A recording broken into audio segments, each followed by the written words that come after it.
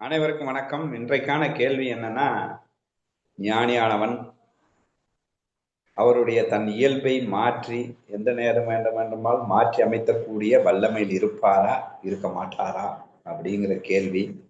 அதாவது சாந்தமாக இருக்கும் வசிஷ்டர் கோபப்பட முடியுமா? கோபத்தில் இருக்கும் துர்வாசர் சாந்தமாக இருக்க முடியுமா? 100% ரூல்ஸ் அண்ட் ரெகுலேஷனை ஃபாலோ பண்ணி கொண்டிருக்கின்ற ராமன் கண்ணனாக முடியுமா? கண்ணன் ராமனாக முடியுமா?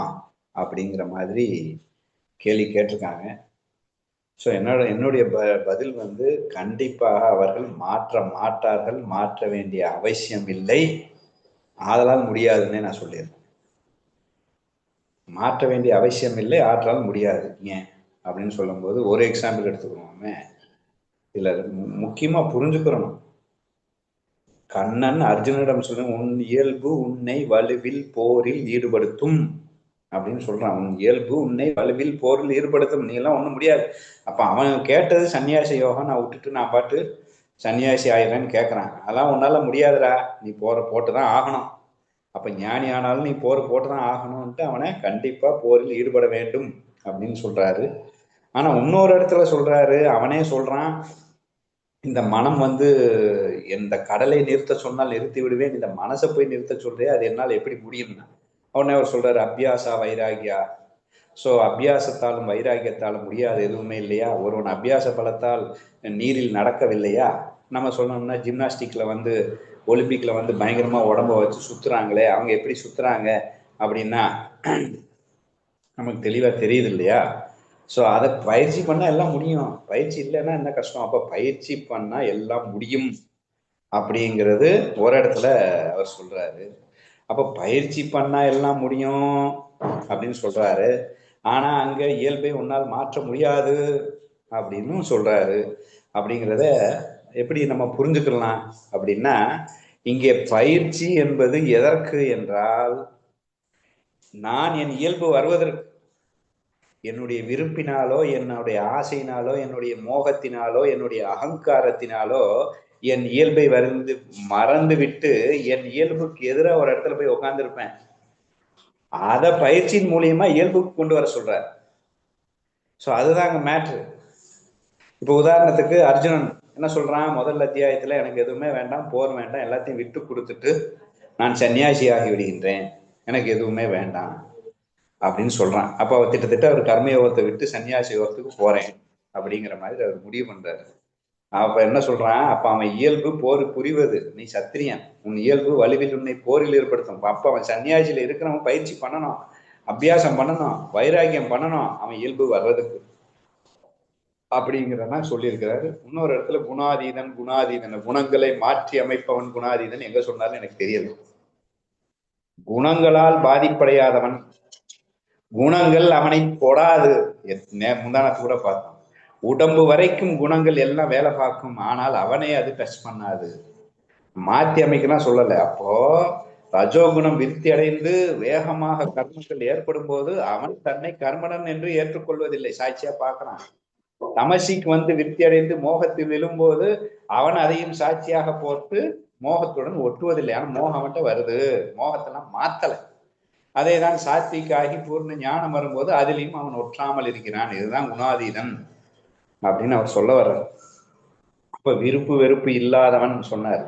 அப்போ நான் என் இயல்புல நான் விருப்புல இருப்பேன், இல்லை என் இயல்புல நான் வெறுப்புல இருப்பேன். இந்த இரண்டுக்கு தான் நான் பயிற்சி தேவையோ, அந்த இரண்டையும் ஒட்டாமல் இருப்பதுதான் என்னுடைய முயற்சியை தவிர, எனக்கானதை ஒன்றை கொடுத்த பிறகு நான் அதை மாற்றி அமைப்பேன் அப்படின்னு சொல்றதுக்கு அவசியமே இல்லை, தேவையே இல்லை அப்படின்னு புரிஞ்சுக்கணும்.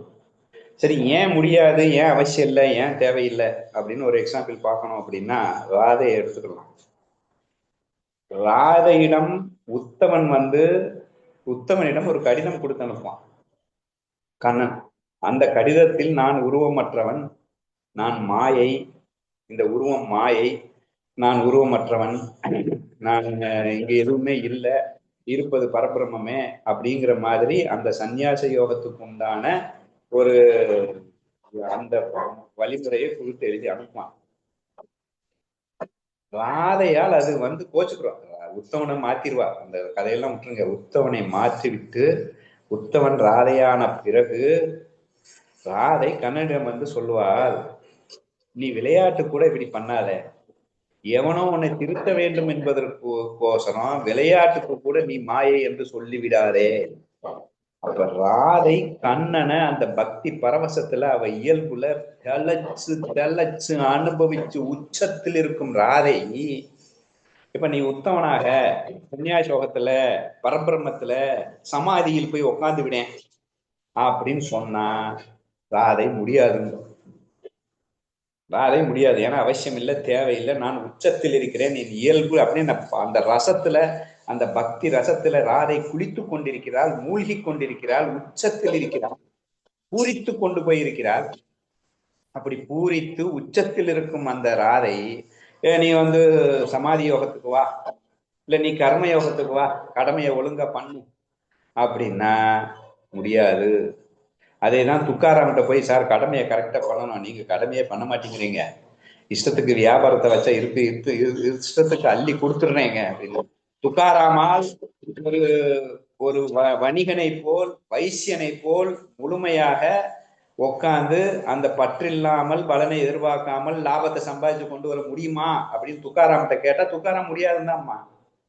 அதெல்லாம் நம்மளால முடியாதுப்பா. அவனால முடியாதுன்னு சொல்லிட்டு தானே விட்டலனே வந்து அவனுக்கு பதிலா வசூல் பண்ணிட்டு வர்றான். அது பக்தி யோகத்திலே அதான சொல்றான், இவர்கள் என்னுடைய மனைவிமார்கள், அவர்கள் என்னை சரணடைந்தால் போதும், அவருடைய லோகச்சேமத்தின் யோகச்சேமம் ஒன்னாலாம் முடியாதுரா, அதெல்லாம் நான் பார்த்துக்கிறேன், நீ என்னிலே பரவசமாக இருந்து விடு அப்படிங்கிறதான் அங்க வரும். ஏக்நாத்திட்ட போய் கோவப்படலாம்ல சார், நீங்க ஒரு ஆக்ரோஷமாக அர்ஜுனன் மாதிரி போர் எடுத்து அவன் அநியாயத்தை பண்றான், தர்மத்தை மீறி பண்ணுகின்றான், உங்க ரவுடிய அடிச்சு தூள் கிளப்ப வேண்டிதானே அப்படின்னா ஏக்நாத்து முடியாதுன்னு தான் சொல்றாரு. எப்ப அதுக்கு வேற ஆள் இருக்கான்ப்பா, நம்ம எல்லாம் முடியாது. ஏன்னா அந்த பொறுமைங்கிற ரசத்துல அவன் அப்படியே ஊறி தெளைச்சு உச்சத்துல இருக்கிறான். அவன் ஒருத்தன் போதையில உச்சத்துல இருக்கிறான்ப்பா, இதை உடிச்சுட்டு இதை சாப்பிட அப்படின்னா அவன் ஏன் சாப்பிடணும், அதெல்லாம் வேண்டாம்ப்பா முடியாதுப்பா அப்படின்னு தான் சொல்லுவாங்க. அவசியப்படாததுக்கு ரீசனே அதுதான். ஏன் அவசியப்படலை, ஏன் முடியல அப்படிங்கிறதுக்கு இதை ஒரு உதாரணமா எடுத்துக்கலாம். ராதை எடுத்துக்கலாம், துக்காராம் எடுத்துக்கலாம், ஏக்நாத் எடுத்துக்கலாம். அது அந்த ஃபீல்ட்ல போய் பார்த்தாதான் அப்படி ஒரு ஃபீல்ட்ல அப்படி இருக்க சமாதி சுகத்துல இருக்கிறவனை கொண்டு போய் அப்படியே உச்ச சமாதி, சதாசிவ பிரம்மர் அப்படியே சமாதி சுகத்துல இருக்கிற அவரை கொண்டு போய் நீ கர்மயோகம் பண்ணப்பா அப்படின்னா மேட்டேன் அவரே முடியாதும்பார். நம்ம வேணா இங்க இருந்து சொல்லிக்கிறோம் அவரால் முடியும், அவர் என்ன எல்லாம் பண்றாரே அப்படின்னு. அப்போ சில இயல்பு விட்டு, ராமகிருஷ்ண பரமஹம்சர் சர்க்கரையை சாப்பிட்டாரு, சர்க்கரையை விட்டாரு, சர்க்கரை விட முடியுதுங்கிறது அது அவர் இயல்புல இருக்கு, ஆனால்தான் அவரால் முடிஞ்சது. இல்லைன்னா அவர் என்ன சொல்லுவாரு, ஏன் நான் சொல்ல மாட்டேன்ப்பா, என் சிஷ்யன் சொல்லுவான்னு சொல்ல விட்டுருவார். நிறைய இடத்துல சில வேலைகளை கண்ணன் சாதிக்காமல் அனுமனை வைத்து சாதிக்கிறான், பீமனை திருத்துவது, கண்ணனை வந்து சாதிச்சிருக்காங்க.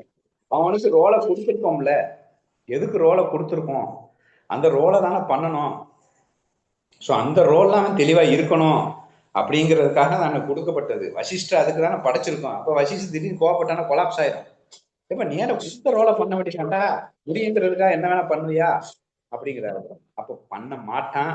அந்த அளவுக்கு அதுல ஒன்றி ஊறி ரசிச்சு தொலைச்சு அந்த பொறுமையிலேயே சுகத்தை கண்ட வசிஷ்டர், அந்த கோபத்திலேயே சுகத்தை கண்ட துர்வாசர், அவர்கிட்ட போய் நீங்க வசிஷ்டா மாறுங்களேன், உங்களால முடியும் சொன்னா, அதெல்லாம் எல்லாம் முடியாது அவன் சொன்னான் அப்படின்னு அவங்க ஃபீல சொல்லுவாங்க. உங்க ஃபீல் அது. ஸோ அதனால வந்து முடியாது அப்படின்னு ஏன் சொல்ல வர்றேன்னா, இந்த முடியும் இந்த இந்த வார்த்தையே எங்க இருந்து வருதுன்னா ஒரு பற்றுல இருந்து வர்ற மாதிரி தான் சொல்லணும். இயல்பு என்ன பாடிட்டு இருக்கிறது.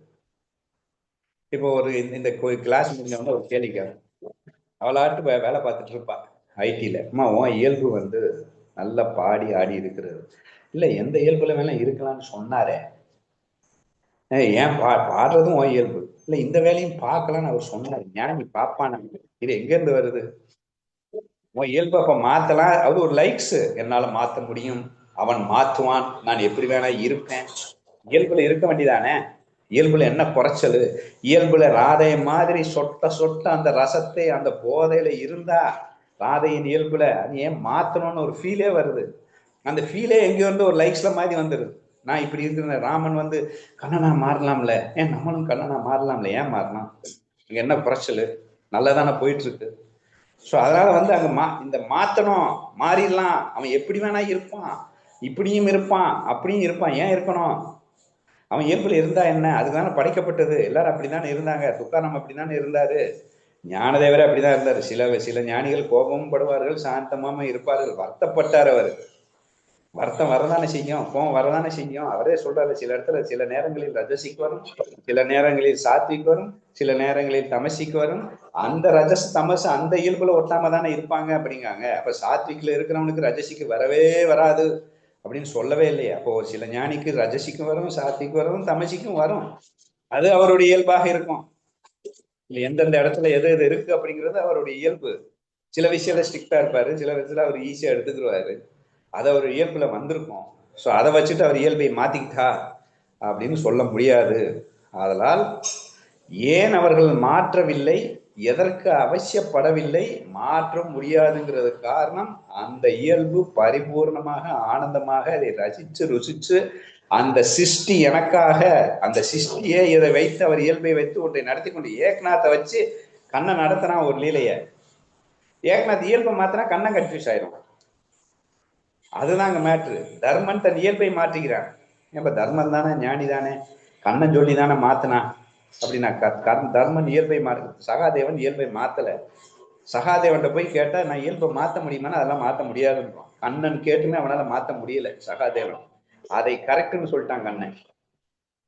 ஆனா தர்மர் வந்து இயல்பை மாத்த முடியாது, ஆனா மாத்துற மாதிரி நடிச்சு பொய்ய சொல்லிட்டான். அவனும் சகாதேவன் மாதிரி இயல்பை மாத்த முடியாது அப்படின்னு சொல்லியிருந்தான சூப்பர்னு சொல்லியிருப்பான். அந்த பொய்ய சொல்லும் போது அஸ்வத்தாமன் என்கின்ற யானை அவன் இயல்பை மாற்றி ஒரு பொய்ய சொன்னதின் விளைவு அவன் கீழே போறான். அப்ப இயல்பை மாற்றலாம் அப்படிங்கிறதே அந்த தர்மர் மாதிரி தான் வருது. இந்த இடத்துல இயல்பை மாத்திக்கலாம் அப்படிங்கிற மாதிரி ஏன் மாத்தணும்? ஸோ அப்போ நம் இயல்பு, என்னுடைய சொதர்மம், நான் ஒரு பழக்க வழக்கத்தை, நான் ஒரு நாலேஜே நான் சூப்பரா ஒரு நாலேஜ் சூப்பரா போயிட்டு இருக்கோம். உடனே ஜம்ப் ஆறுது அடுத்த நாலேஜுக்கு.